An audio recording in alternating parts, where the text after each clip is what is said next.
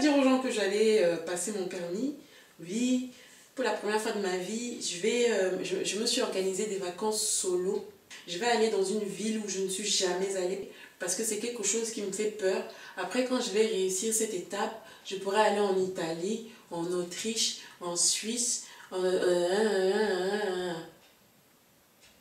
Voilà ce que je vous ai dit. Je le pensais, mais en même temps, mon frère, moi je savais que j'allais passer mon permis, que c'était pas des vacances. C'est le mot vacances là qui n'était pas... Dans la suite de l'histoire, vous allez découvrir à quelle heure je suis arrivée à l'hôtel, comment, pourquoi. Oui, je vous laisse découvrir. Comme vous pouvez le constater au niveau des montagnes, j'ignore leur nom. Hein. Moi, vraiment, la géographie et moi, c'était 3 personnes en même temps. Jusqu'aujourd'hui. Après, projet à vous présenter comme ça. Parce que toi, t'as dit c'est gâchis. Il y a des noirs ici. Il y a des noirs ici. On est fait à Marseille, moi je vais à Gap. On dit avec des 2 noirs d'affilée. C'est pas que je l'ai compris.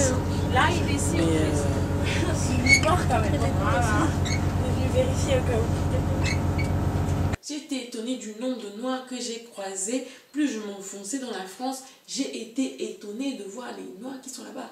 Vraiment, le monde a changé. Franchement, si vous vous dites que vous habitez à Paris ou quoi, ou dans une grande ville, que ouais, je vais pas aller dans une campagne parce que oh, je vais être le seul noir là-bas, mon frère, prends tes bagages, choisis ta campagne, vas-y.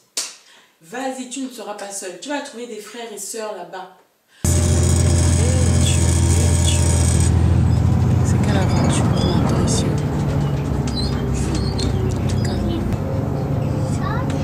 Ça a l'air d'être ici.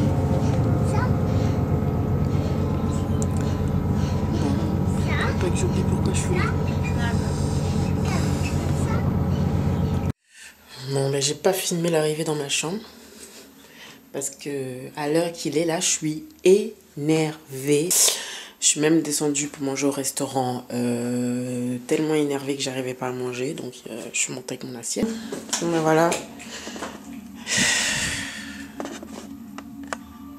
Ma petite salle de bain. Elle est grande la douche. Voilà mon petit séjour, comment il va se passer. Où il va se passer. Si j'arrive à rester jusqu'au bout. Et franchement, c'était la guerre dans ma tête. J'arrive à l'hôtel en larmes. Il demande ma clé. Je dis mon nom de famille. Compliqué. Aïe, aïe, aïe. Tu vas m'épouser pour que je change ça vraiment. Hein? Quelqu'un qui n'a pas un nom compliqué. Hein? Du genre Dupont. Un truc comme ça. Bref. Donc j'arrive, je tombe sur un noir à l'accueil. Ah, je me suis dit, ça doit être une hallucination du long voyage. Je pense que quand tu as voyagé pendant longtemps, tu dois avoir des hallucinations. Ouais. Avec le décalage horaire et tout. Ce n'était pas une hallucination. Je n'hallucinais pas. Vraiment. Même si j'ai su ton prénom 2 jours avant de partir. Merci pour l'accueil. Merci. Donc je suis à Gap, comme je disais hier soir. L'aventure continue. Avant d'arriver à Gap dans le train, plus de batterie, plus de chargeur. C'est formidable. C'était vraiment c'est le top. À la gare, personne pour me récupérer. Ah oui, j'avais oublié cette partie-là. Alors que quelqu'un était censé venir me récupérer là, en voiture, personne pour venir me récupérer. C'est bien, à Gap, les bus sont gratuits. Mais à 19h54, il n'y a plus de bus. Voilà, moi je suis arrivée à 20h. C'est bien, au début, je m'assois comme ça là. Je me dis, je fais quoi? Je casse tout à la gare. J'ai envie de pleurer, j'ai envie de m'énerver. Et heureusement, il y avait un gentil monsieur, mais je ne sais même pas ce qu'il faisait là. Parce que la gare était déserte, plus de guichets. Il y avait des gens qui venaient récupérer leur famille ou leurs gens, tu vois. Moi, personne n'est venu me récupérer. Donc, il y avait ce monsieur qui était là avec son vélo, qui avait apparemment traversé la France et qui traverse assez régulièrement la France en vélo. D'après ce qu'il m'a dit, il part comme ça parce qu'il en a marre de la pression. Je crois que ça devait être un chef d'entreprise ou un truc comme ça. Je lui ai pas demandé parce que bon, franchement, j'étais pas là. Il m'a parlé Mais je lui ai pas demandé ce qu'il faisait, puisque de toute façon, qu'est-ce qu'il a dit? Qu'il en a marre de cette pression. Il a l'impression que le monde, c'est que le pognon, le pognon, le pognon. Donc moi, je lui ai dit, eh ben oui, c'est le pognon. Quand t'en as pas, t'en veux. Quand t'en as, t'as d'autres problèmes. J'envoie un message à l'entreprise pour dire, bon, ben je suis à la gare, personne ne peut venir me chercher, je suis là. Pas de réponse. Si, c'était super. Super d'arriver dans une ville que tu connais pas. T'as l'impression d'avoir traversé le monde. Je sais pas si c'est pas le même temps qu'on met pour aller en Guadeloupe. Mais c'est ce que j'ai fait. T'arrives, tu dis, ah, il n'y a personne pour moi ici. Plus de réponse, silence radio. Philippe m'a beaucoup aidé. Ensemble, nous avons contacté plusieurs taxis, évidemment. Soit ils étaient loin, soit machin, soit... Jusqu'à, on est même tombé sur taxi ambulance. J'ai appelé. J'ai dit, oui, là c'est l'ambulance qui va m'emmener à l'hôtel ou directement aux urgences. Parce que là, je sens que je vais faire une crise d'angoisse. Voilà. Donc je peux appeler le taxi ambulance. J'appelle enfin quelqu'un, je tombe sur quelqu'un. Je crois qu'il attendait mon coup de fil parce que j'ai appelé le seul taxi que personne n'appelle. Hop, il arrive 2-3 minutes après, il est super sympa, il me prend ma valise. Oh, laissez, il va porter. Il a porté, il a mis dans le coffre et tout, machin. Je lui dis, vous avez la carte bleue? Non. Mais il n'y a pas de souci, madame, on va s'arrêter à un distributeur. On avance. Le gars, déjà, franchement, je croyais que c'était que dans les films. Mais le gars, il roule déjà doucement, frère. Et ensuite, on arrive au distributeur. Il laisse pas continuer, il laisse pas le compteur tourner. On arrive ensuite à l'hôtel. Le gars prend bien son temps pour se garer, s'il te plaît. J'arrive 18 € pour un trajet de 10 minutes. Je lui ai donné son argent. J'ai dit, donne-moi une facture, je vais me faire rembourser. Comme si j'avais une entreprise qui allait me rembourser. Ouf. Il m'a donné sa facture, il dit, merci monsieur, bon courage. Je suis arrivée à l'hôtel avec les nerfs. Qu'est-ce qu'elle me dit? 1 heure après que je me sois débrouillée, oui, le transport jusqu'à l'hôtel n'est pas compris dans le package. Tu dois te débrouiller, prends un taxi. Tu crois que je t'ai attendu? Tu crois que je suis bête? Tu es déjà à l'hôtel? 18 €, merci. Et j'ai dit, bon, en tout cas, demain, moi j'hésite à prendre mon train par mes propres moyens, rentrer chez moi et me faire rembourser tout ça. J'hésite parce que je ne sais pas encore quelle mauvaise surprise m'attend. Je suis censée conduire le lendemain matin si tout va bien, je sais pas.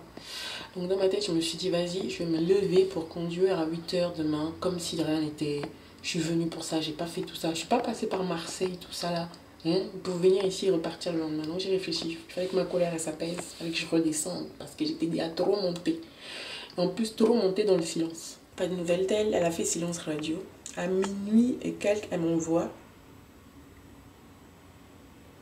Si j'avais su que tu étais aussi négative, je ne t'aurais jamais pris. Tu es une personnalité trop compliquée. Je te souhaite du fond du cœur de rater ton examen. Tu as gâché ma soirée. J'avais oublié.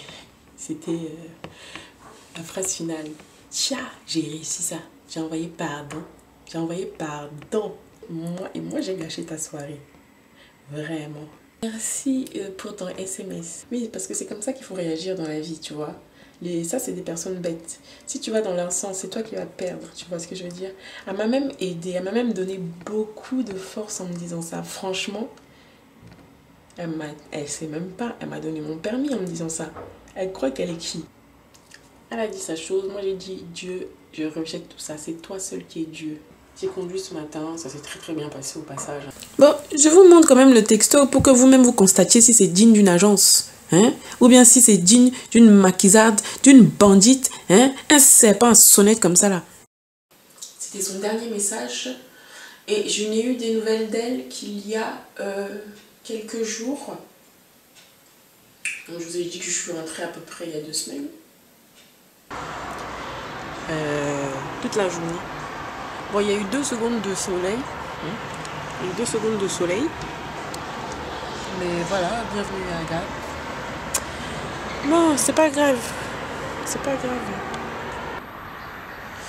Ça bouge grave à Gap. Bon, il fait franchement pas bon. On dirait que je suis venue avec le mauvais temps.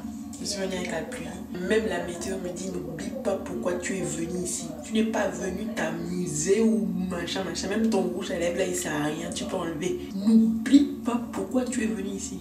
Tous les éléments.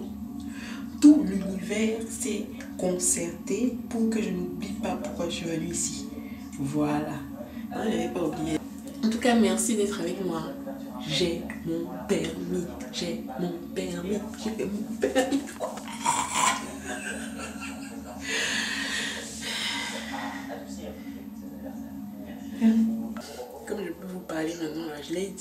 personne, il n'y a que ma mère qui est au courant et 2 personnes qui ne font pas partie de ma vie.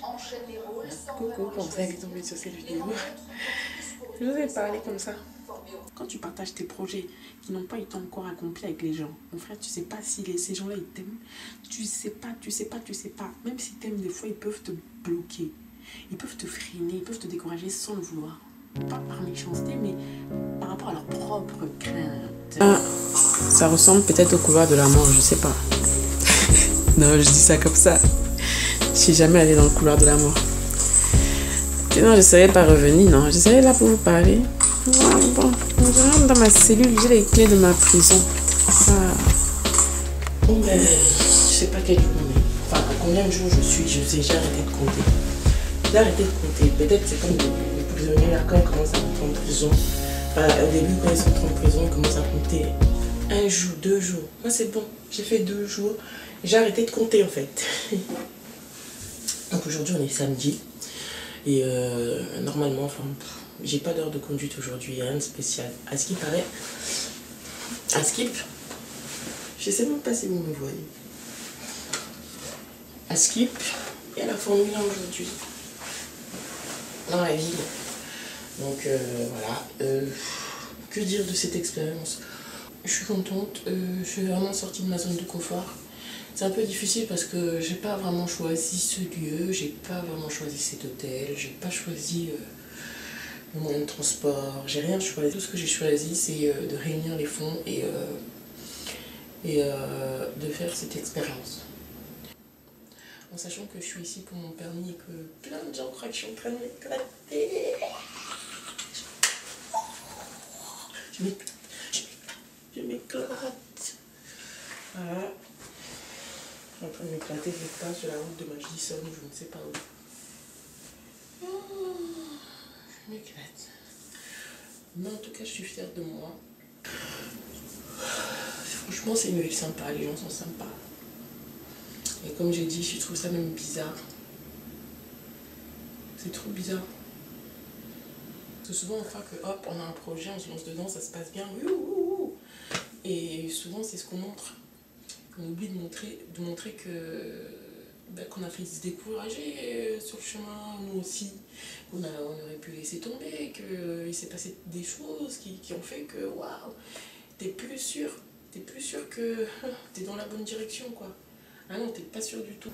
Franchement, j'aurais pu me dire, ouais, non, je prends un blablacar, je repars le lendemain, quoi. Mais non, je m'accroche, faut s'accrocher. Je vais vous laisser pour mon petit déj. Voilà. Je me suis réveillée rien que pour ça. J'ai mis le réveil Black Pack.